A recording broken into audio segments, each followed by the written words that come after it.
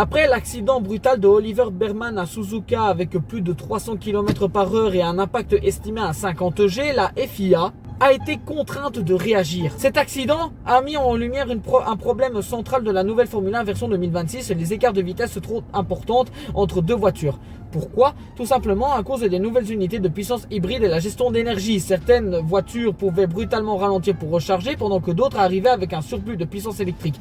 Résultat, des différences de vitesse dangereuses, surtout en courbe.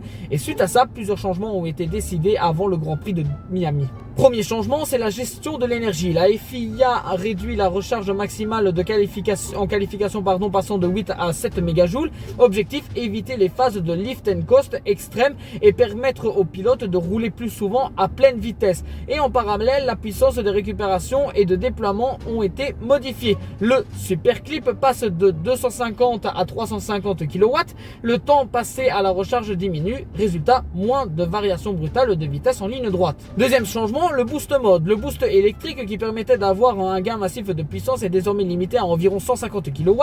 Objectif, réduire les écarts de vitesse trop violents lors des dépassements. C'est directement lié à l'accident de Suzuka où ces différences de vitesse ont été identifiées comme facteur clé. Troisième point, la sécurité en course. La FIA introduit un nouveau système pour éviter qu'une voiture lente soit percutée au départ. Un mécanisme basé sur l'électronique et le moteur hybride permet d'éviter les ralentissements anormaux. Des ajustements sont aussi testés pour les conditions de pluie, notamment sur les visibilités et la réaction des pilotes. Quatrième changement, plus de roulage à Miami. Suite à la pause forcée dans le calendrier à cause des situations géopolitiques, la FIA a décidé d'allonger les essais libres à Miami. La première séance passe à 90 minutes pour permettre aux équipes de comprendre et adapter ces nouvelles règles. Enfin, un point important, ces changements ne sont pas définitifs. La FIA travaille sur un système en plusieurs phases avec d'autres ajustements possibles dans la saison, notamment sur l'énergie et l'aérodynamique active. Conclusion factuelle, l'accident de Suzuka n'a pas seulement marqué la saison, elle a exposé une faille structurelle